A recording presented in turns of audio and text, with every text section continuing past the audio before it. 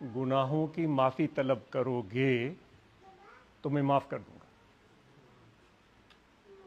وَلَا تَقْنَطُوا مِن رَحْمَتِ اللَّهِ، اے میرے بندو میری رحمت سے مایوس مت ہونا، کیونکہ وہ تعارف کراتا ہے ان اللہ یغفر الذنوب جميعا، اللہ اپنا تعارف کرا رہا ہے کہ میں اللہ تمہارے سارے گناہ معاف کر دیتا ہوں، یعنی کہ یہ اس کا ایک معمول ہے، یہ اس کا ایک معمول ہے۔ بلا تشبیہ و تمثیل ہم سمندر میں کیوں جاتے ہیں؟ ہم جاتے ہیں وہاں مچھلیاں ملتی ہیں، وہاں ہم جاتے ہیں کہ ہمیں وہاں ہو سکتا ہے کچھ موتی مل جائے، یہ سمندر میں گھسنے کا وجہ ہوتا ہے۔ یا ہم ٹریول کرتے ہیں کہ بھئی ہمیں اپنی منزل مقصد تک پہنچنا ہے، کسی ملک جانا ہے، یہ کچھ وجوہات ہوتی ہیں۔ تو اللہ تبارک و تعالیٰ فرماتا ہے کہ جب تم میری طرف متوجہ ہوتے ہو تو میرا معمول یہ ہے۔ اس سے یہ معلوم ہوتا ہے کہ گناہ معاف کروانا اللہ تبارک و تعالیٰ کی ذات سے کوئی مشکل کام نہیں ہے۔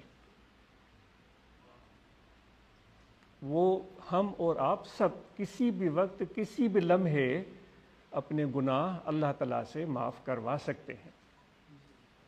اس کا یہ مطلب نہیں ہے کہ میں کسی کے جیب کاٹ لوں اور پھر کہوں کہ میرے مولا مجھے معاف کرنا، اس کا یہ مطلب نہیں ہے۔ یہ تو حقوق العباد ہو جاتے ہیں۔ یا کسی کے گھر میں ڈاکہ ڈالوں اور کہوں کہ میرے مولا مجھے معاف کر دینا، اس طرح کی بات نہیں ہے۔ وہ تو پھر اس کو حق لوٹانا پڑے گا، تو تب اس کی معافی ملتی ہے۔ تو دوستو یہاں اب مسجد میں بھی دعا قبول ہوتی ہے، مسجد سے باہر بھی دعا قبول ہوتی ہے۔ اب کیا اور چیز رہ جاتی ہے مسجد میں آنے کی وجہ؟ ہم خدا کو پانا چاہتے ہیں، اللہ تعالیٰ کی تلاش ہے، اس کے قرب، اس کی حضور کو حاصل کرنا چاہتے ہیں۔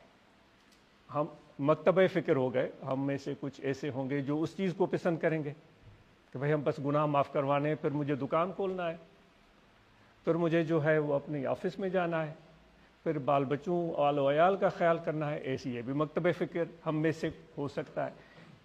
کچھ مکتبہ فکر یہ بھی ہو سکتا ہے ہاں گناہ تو معاف کروانے ہیں، لیکن اللہ تعالیٰ کے قریب قربت کو بھی پانا ہے، اس کے حضور کو بھی پانا ہے، یہ بھی ایک مقصد ہو سکتا ہے۔ اب اللہ تعالیٰ کی قربت تو ایک جگہ، اب ہم اپنے آپ ایک دوسرے کی قربت کیسے حاصل کرتے ہیں؟